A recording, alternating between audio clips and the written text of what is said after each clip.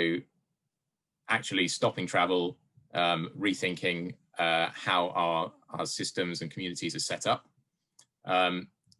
Then once that is done, looking at a shift to sustainable transport options. So again, prioritizing active modes, shared transit, and then beyond that, ultra low emissions forms of taxi, for instance. And then at the very end, whatever travel is left, and we accept, as Emily mentioned, that the vehicles and private vehicles do have a key role to play, particularly in ensuring equity in the transport system, and potentially more so in our rural communities, that that we can electrify or use sustainable fuels for that fleet as far as possible. Now, the reason that we've gone for a hierarchy is that whilst rapid decarbonisation could potentially be achieved through the conversion of all private vehicles to electric vehicles or other ultra low emissions fuel sources, and that could have a desired effect in terms of the carbon output, it would do nothing to change travel behaviours for the better, and essentially wouldn't deliver the other co-benefits that the plan is seeking to achieve. So it could be a successful failure, for want of a better phrase, in terms of missing the once-in-a-generation opportunity that we have now to rethink our travel patterns and how that contributes to health and well-being of society. And not only that, it would place huge pressure on our power generation systems, and actually how we transition our power generation to zero carbon sources would be impacted. So really this hierarchy is essential. So the key outcomes that we've considered from the plan, and I'd like to stress at this point in terms of how we've pulled the plan together, we've very much considered the specific characteristics of Devon as a county, the fact that it does have large urban areas but is predominantly a rural county is a challenge, and does provide opportunities. But we're very cognizant of the fact that a template approach simply won't work. You know, we can't just take what London is doing, for instance, and try and transplant that into Devon. It simply won't work, and we need to consider our geography and our residents better. And I think we're already seeing comments of that on the poll questions, just having glanced at the chat today, in terms of you know, we may have got a different answer if we'd asked those questions in terms of an urban-rural split. So I think it really is key just to note that we have considered this in developing the plan. So in terms of the key outcomes, as I say, we're looking through the hierarchy in terms of reducing the need to travel, in terms of this element around relocalization of services. So this would be returning amenities to local communities, allowing communities to become more self-reliant, ensuring that around that theme of reducing the need to travel as well, that any new development that comes forward is high quality, is mixed use, and really does remove a need to, you know, make long distance trips by private car. We're looking to enhance access to all villages, towns, city centres by active mode, so enhancing that through pedestrian and cycling facilities, and even in the rural context, that's improving strategic cycle routes, and improving the public transport access as well, which is often a challenge in the rural area, given, you know, the commercial viability of services. So really here it's looking at a true integration of modes, considering the role of mobility hubs and shared mobility in that role. And sorry, just moving through this. So again, on the key outcomes, just there as well, looking at moving forward with promoting ultra low emissions vehicles where we do realise that they still have a key role to play. So what actions are needed in order to get us to this point? I think there's a whole raft of them that we've included in the plan, but reducing the need to travel. We know there's a lot more that can be done in just providing up-to-date information on advice on what facilities are available to people. In terms of promoting new development, we mentioned it earlier, that new developments need to assist in the relocalization of our services and the return of amenities. So that's ensuring that opportunities exist in all of our communities across Devon. But it's also, again, as I mentioned, looking at providing high quality mixed use developments where possible, and ensuring that those have facilities for sustainable travel built in, whether that's through inclusion of shared mobility hubs or through you know, where travel needs to be undertaken by private vehicle, ensuring that the facilities are there for electric vehicle charging, for instance. And I think another key action that we've just got there at the beginning, at the bottom of the page, is something that's come out of our previous call for evidence, which was making sure that everyone is able to move between different modes easily and efficiently. There's a lot of challenge around interchanging and the penalties that puts on actually making a sustainable travel choice. So we need to make those choices easier. Influencing the switch to public transport, so making making bus travel relatively more attractive. That's around, there's a whole area of work there ensuring that public transport is high quality but also features true priority, so that journeys by public transport are quicker.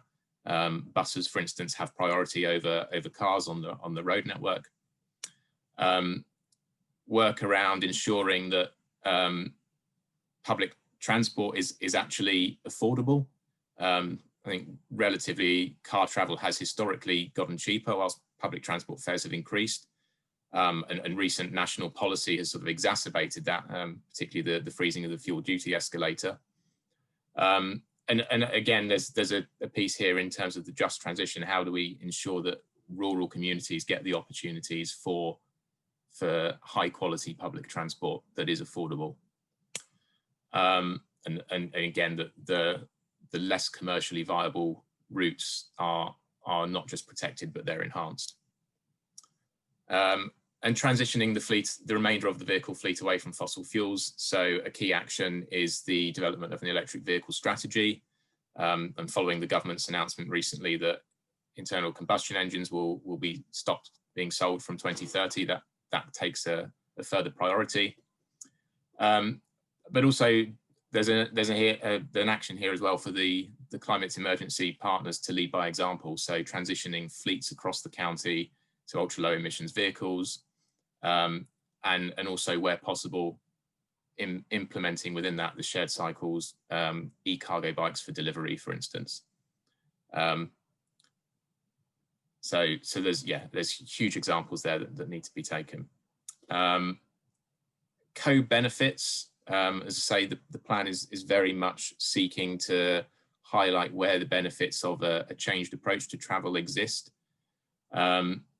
So a key benefit around the relocalization of services, for instance, is that local economies and communities are enhanced, particularly providing opportunities for small businesses so that they don't have to, that they can exist across the county, that not just focused on the urban areas.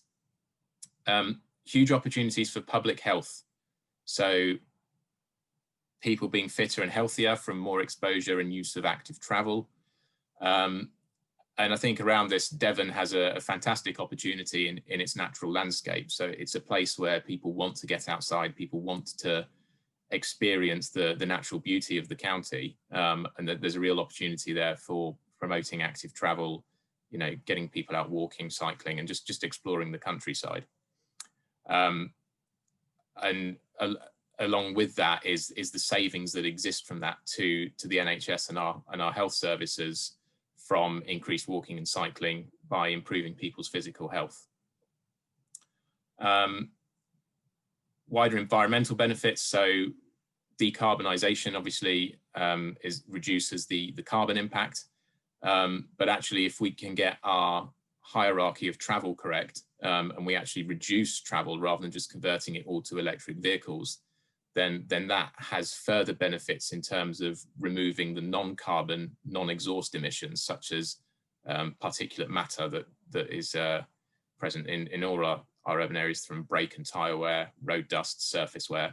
So again, further co-benefits, not just related to the carbon agenda.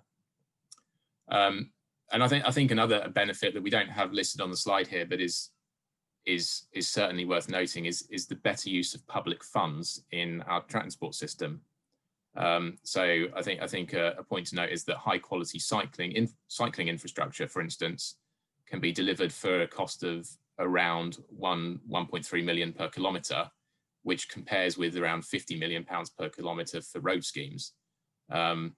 Aligned with that, the fact that they have lower operational and maintenance costs and can deliver much greater returns on investments is a clear opportunity to use public funds better. Okay, if we can just go over the slide. So before we go on to the keynote discussion, I think we have a couple of additional polls that we were going to run here. We do, thank you. I'll just launch the next polling question. Oh, that's the wrong question, one moment. So we wanted to find out a bit more about this year and your use of active travel compared to last year.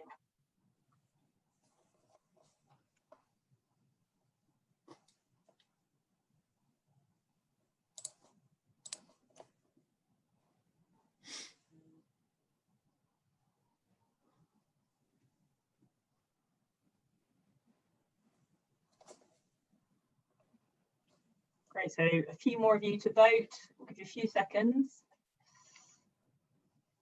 and I'll end the polling.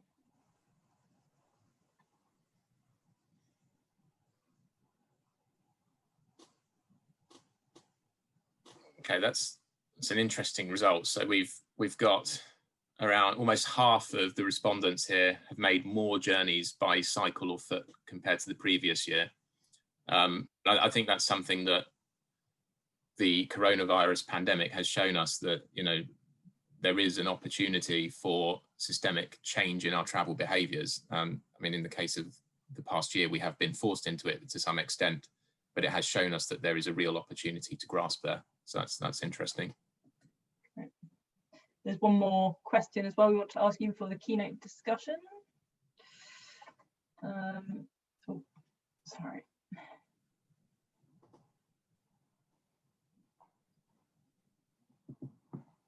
We're curious as to how many people had tried electric vehicles or bikes.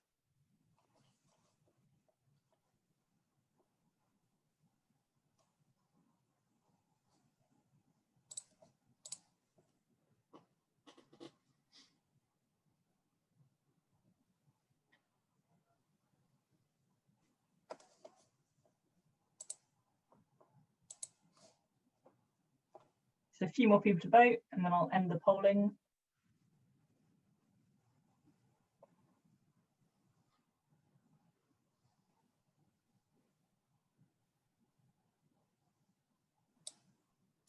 Okay, it's quite an interesting one here. So there's a reasonable split between people who have tried a bike or a vehicle, but I guess the fact that over a third of people on the call haven't tried either an electric vehicle or a bike is an opportunity, but also potentially reflects either the availability and penetration of them at the moment, or the infrastructure that doesn't allow people to actually use them. So yeah, it'd be interesting to get some more thoughts on that as we go through the discussion. And if there are any comments, please do put those in the chat. Great. I think in the interest of time, I might skip the next question. Okay. Great, thank you. Sorry, we are just a few minutes behind at the moment. So at this point, what I'd like to do is bring in Mark and Megan and have a bit of a discussion around some of the key issues that are in the plan and that we've encountered. And before we get onto a Q&A session in around 10 minutes time. So at that point, what I'd like to do is ask Megan and Mark, if you don't mind unmuting yourselves. I suppose just to kick off this discussion, I mean, one of the key outcomes that we've highlighted in the plan is the opportunity to reduce travel through a relocalization of goods and services, and using this as an opportunity to additionally revitalize parts of the county. The concept of relocalization itself isn't particularly new. I think the 15-minute city was a pillar of Anne Hidalgo's recent re-election campaign in Paris. Melbourne in Australia has been running 20-minute neighbourhood pilot programmes, and I think Ireland recently has been rolling out a 10-minute towns concept framework in its South Regional Assembly. I guess the question here, and maybe I'll come to Megan first, is around the 20-minute concept that Sustrans has been promoting, is how this could potentially work in Devon, and particularly does it have a role in the fact that we have a large rural area, and can it be applied to that rural context? I mean, my guess is that it's probably already well at work in Devon. In a lot of places, you know, if you look at a lot of market towns, a lot of places are already built, you know, because of when they were created, everybody got around by foot anyway. And so they often are quite compact. There's probably been a heck of a lot of development in some of those places that's extended that out, but a lot of towns are already built around kind of a 15-minute concept. I think what's really important is continuing to support that, both through looking at new developments, so working with the districts and boroughs in order to make sure that the locations of new developments are really carefully thought out.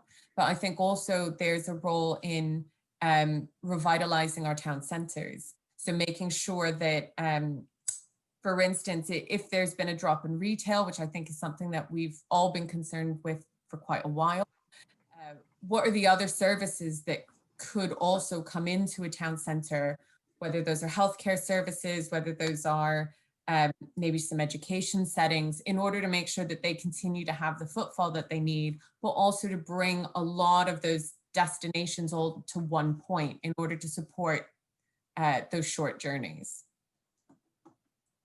Right, thank you, Megan. That's really interesting. Mark, I guess to a certain extent, shared mobility can have a role in this as well, in making our communities feel closer and able to travel across them by more sustainable modes. Yeah, I think I'd echo Megan's points. I mean, you know, I think the trouble is that a lot of services have been centralised. You look at our health service, etc. It's gone to mass centralisation, and therefore everybody's having to commute. You know, the amount of people are coming into the RD&E, where, you know, when we're working with the RD&E, the big hospital in Exeter, and they used to have places in Exmouth, etc. Now their staff and the patients are all coming in rather than where they were at the cottage hospitals and those sort of approach. And that's just a microcosm. And obviously, as you break that fabric from those towns, they become dispersed. And obviously, then the other problem, of course, is so much online shopping has had an impact as well. So I think as much of it is to rethinking how the economies work of those towns.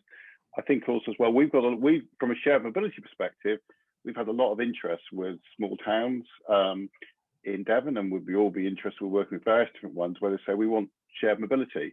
Nobody seems to think about us. Nobody puts any charge points in. Nobody thinks about whether the bike connections, how do they work?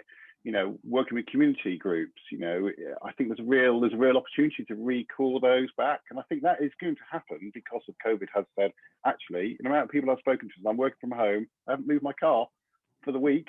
I bought a new electric car and it's sitting out the front there and I've not touched it. And going forward, I can't see me using it as much as I thought I would do. So I think there's a real opportunity. And I think the sort of the rural mobility hubs where you shared infrastructure, but it's not just shared infrastructure. There's then the thing, do you do on-demand mass transit? So it's much more on-demand level. There's a rethinking of that approach. And naturally that would bring more economies. And we've quite a lot, I know through COVID, there's been quite a lot of work. We're actually seeing that there's a lot more mass participation in the local political perspective, because people are now not commuting to Bristol or London or wherever. They're actually more local, and therefore saying, oh, hang on a minute, I'm spending a bit more time here. What's going on with these shops, or what's happening in my green area? So I think there's a real opportunity to capture that. But certainly, yes, we're, you know, from electric bikes, shared cars. And I think as a community organisation, we're also really keen to say, well, we've just done a successful community share raise. Why don't you do a community share raise locally? You know, we can help support, and actually people are actually trying to join that money back. So it's not only saving money by not buying a car, but you can get a revenue stream, and also you can then use a car just as and when you want to. So I think there's lots of rethinking of that economy that's an opportunity. And absolutely, Devon has got a lot of people who love their area they live. Yeah. So why don't we enhance that? Fantastic, thank you. Just to follow up on that in terms of, I mean, talking around the economy and improving Devon's local economy, I think one of the great pieces of publications that's come out of central government this year is Gear Change, which has been, you know, delivered a bit of a renewed sense of optimism around delivering high quality walking and cycling schemes. And you know, we've sort of captured actions from that in the interim Devon carbon plan. But you know, there have been comments around the fact that, you know, by providing this high quality active travel, removing private cars from our urban areas, as is an aspiration in the case of some of the actions in our plan, that will impact negatively the local economy. And is it a sensible time to be doing that, you know, when COVID-19 has brought many businesses to the brink of collapse? So I'd just be interested in both in Megan and Mark, your views on actually, is it you know, an opposing views, or does the fact that, you know, enhancing walking and cycling actually can that be a benefit to the economy of our towns and villages and cities in Devon? So I'm trying to follow this kind of as closely as I can. So there's some great people out there like the High Streets Task Force, the Institute for Place Management, quite a few places that are really focused on the economic success of our high streets and retail areas. And they all seem to be in agreement that a sense of place and a sense of experience is by far the most important thing when we're talking about the continued success of retail and hospitality. So generally speaking, removing cars and opening up that space for dining, for experiences, for window shopping, for having a chat, for lingering, it means that then you enhance that sense of place and experience. If we're looking at things like just cost, you know, the availability and the convenience of out-of-town shopping centers or just buying online, it means that often town center retail and hospitality they can't compete. So they shouldn't really necessarily be trying to compete on cost or even necessarily on that sense of instant convenience of, you know, click and collect necessarily, but really, really focusing on that sense of experience, of making sure that people go and they feel that they can enjoy the time while they're there. So, you know, I think that's also why we've seen a lot of the pop-up measures that have happened across the country. Very quickly, they moved from just providing that space to trying to look a bit nicer, trying to have, whether that's planters, whether that's color, whether that's things like that. You know, it wasn't just about providing extra space for queuing or for dining outside. It was also about enhancing that space, that sense of experience. So when it comes to high streets, I generally look to the experts who focus on that economic regeneration aspect. Institute for Place Management have actually done some work. It's Manchester's district centres, which might not be too similar to a lot of Devon's towns, but the fact that they're district centres and the impact that COVID's had on that has been really interesting. We've seen a lot of city centres really struggle because professional services, people just aren't going back into offices. And the opportunities that we have in our town centres and our district centres, it's been really interesting to watch and see which ones are doing well. So I think that economic success actually depends on giving more space to people walking and cycling. I don't think that they're opposites at all.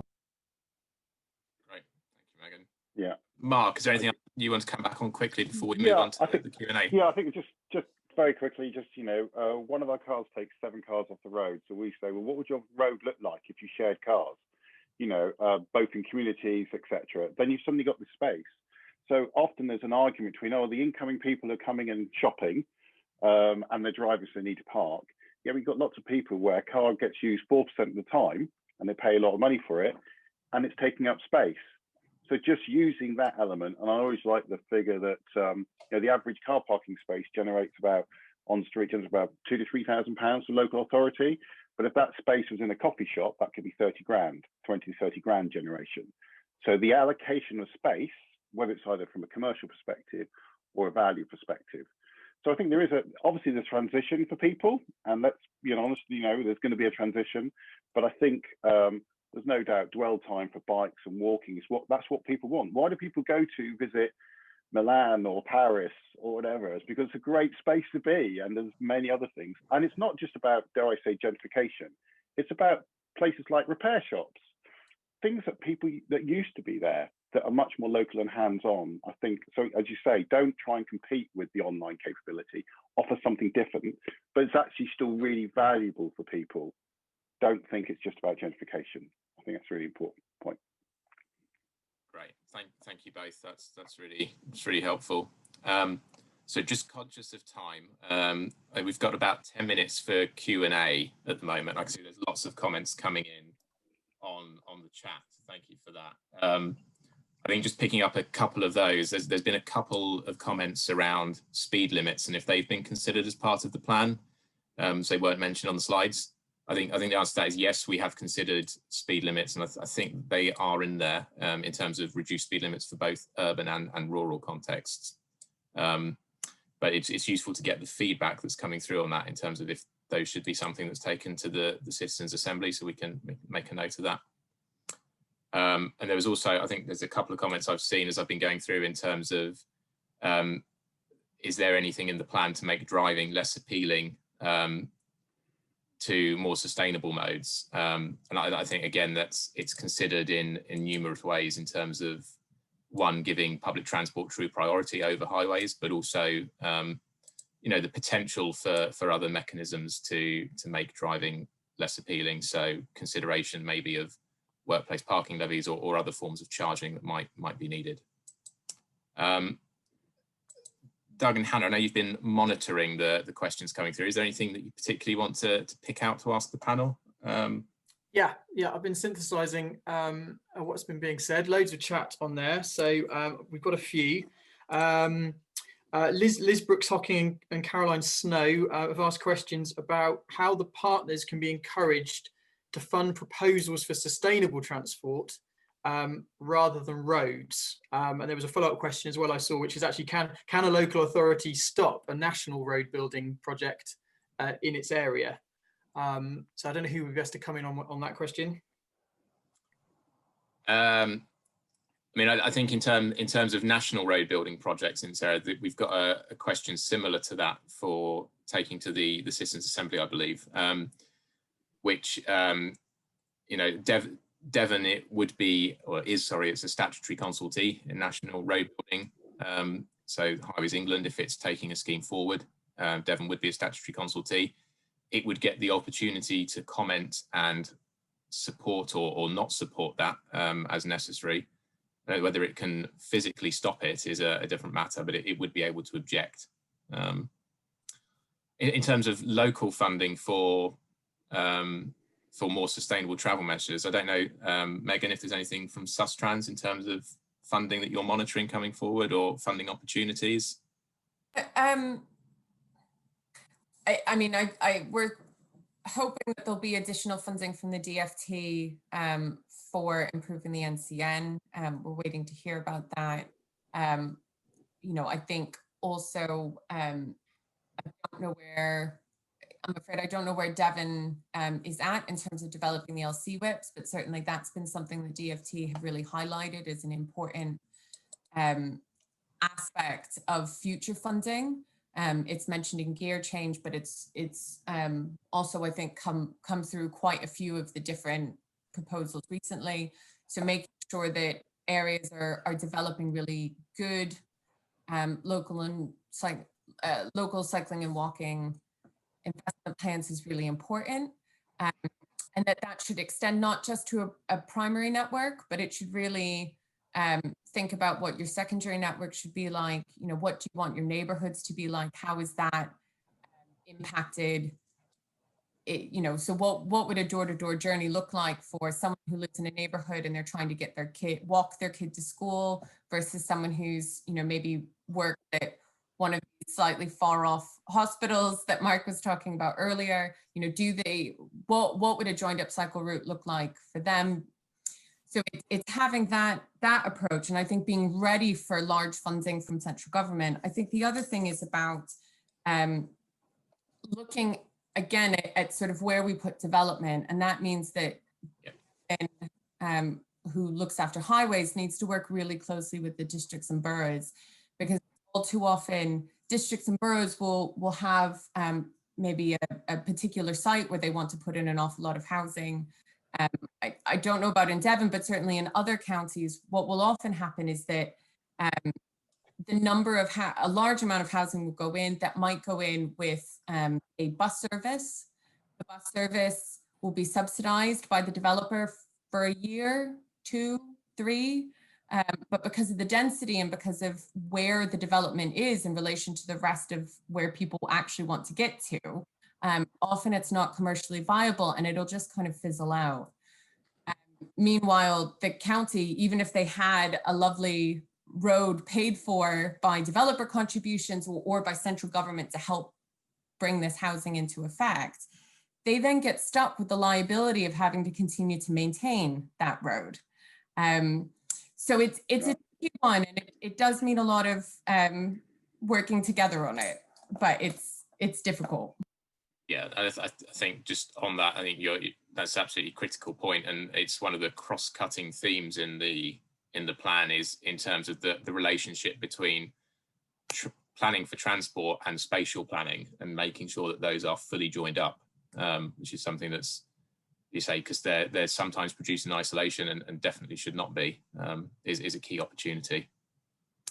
Okay, Doug, is there anything further in terms of questions? Quite a few more, but I can see Mark would like to come in on that last one. Mark, sorry, apologies. I think Emily raised her hand, and then I'd like to come in very quickly. So Emily. I just thought I'd point out briefly that government did make some money available as part of the kind of COVID response to reallocate high street space, and so there have been some pilots with that and feedback on that, and then there should be some more money coming through on that to sort of build on these experiments to reallocate space. So there is a lot of appetite that we're hearing from the local authorities to do that.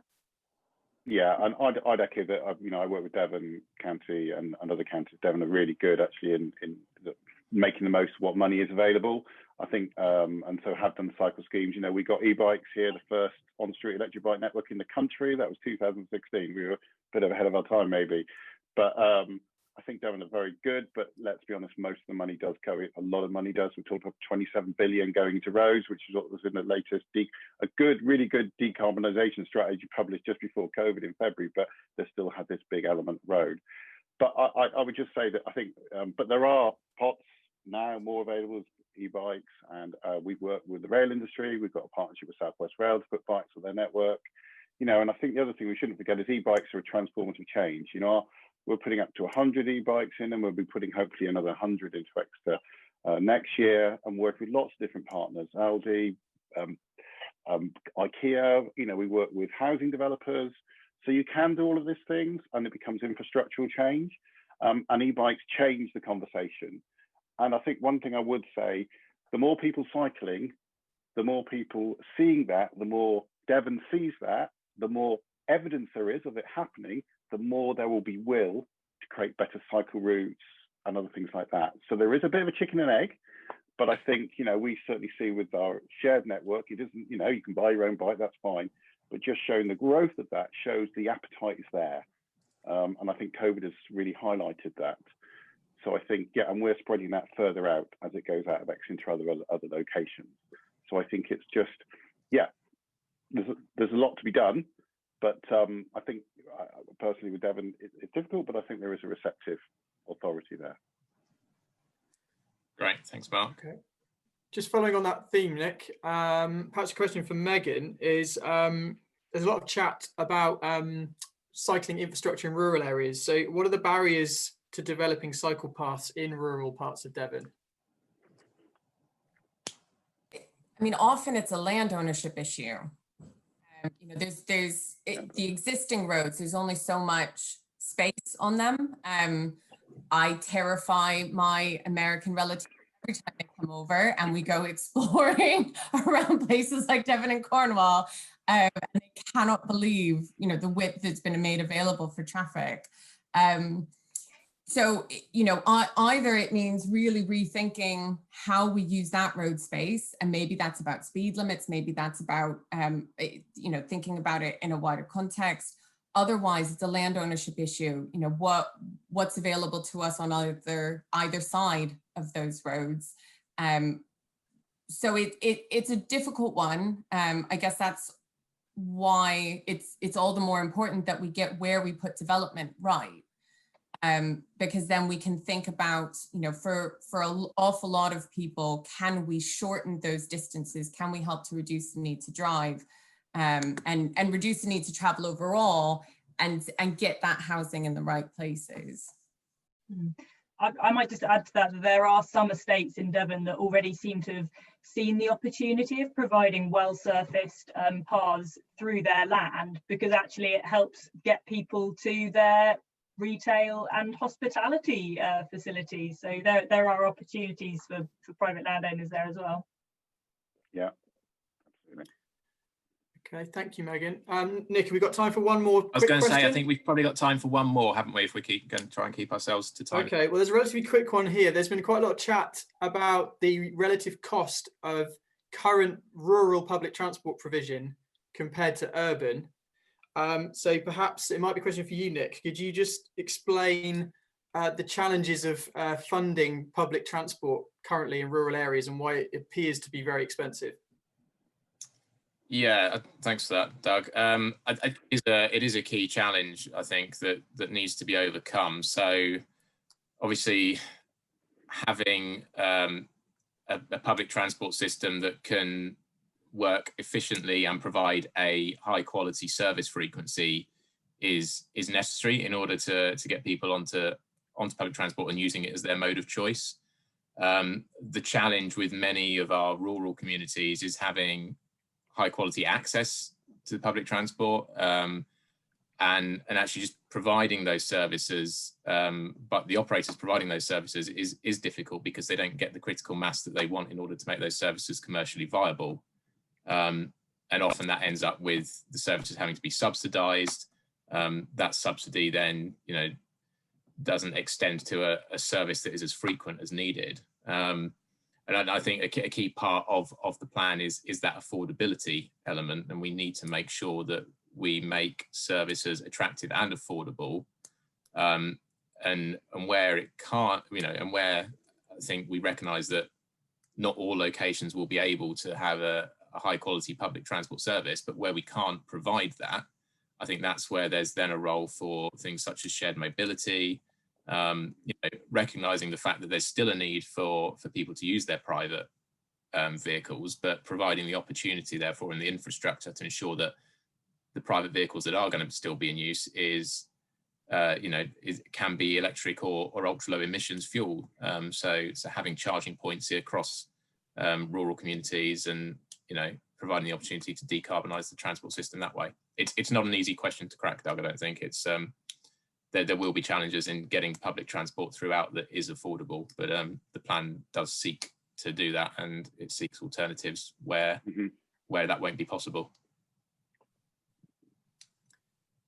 Okay, thanks, Nick. We'll leave the questions there, but just to reassure all the participants, we'll keep the chat as a record of the webinar, and we'll incorporate that into our feedback on the plan. Great. Okay, thank you. Because we have run over ever so slightly, I think what I'd like to do now is just take the opportunity to thank Megan and Mark for their input, and to thank all of you for taking part and engaging in this process.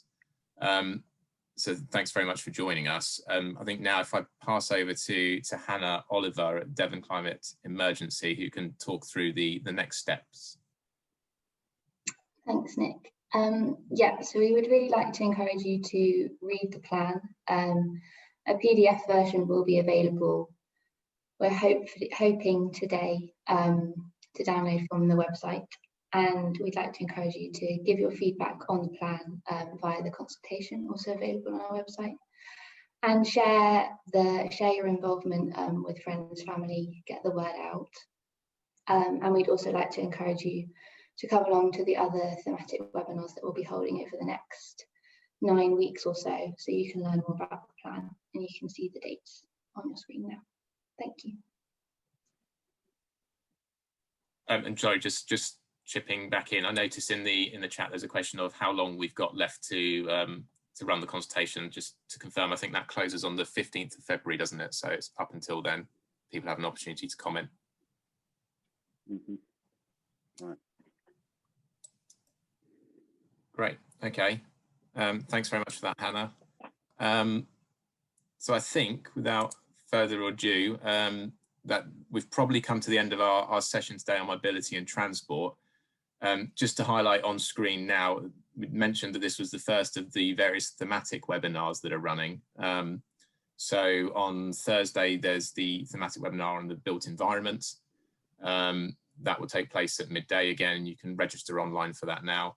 And then into the new year, we've got various other thematic webinars planned on the food, land and sea, community engagement, community groups, energy supply and economy, waste and resources. So please do feel free to join in those and contribute as you are able. As I say, all feedback is welcome and useful.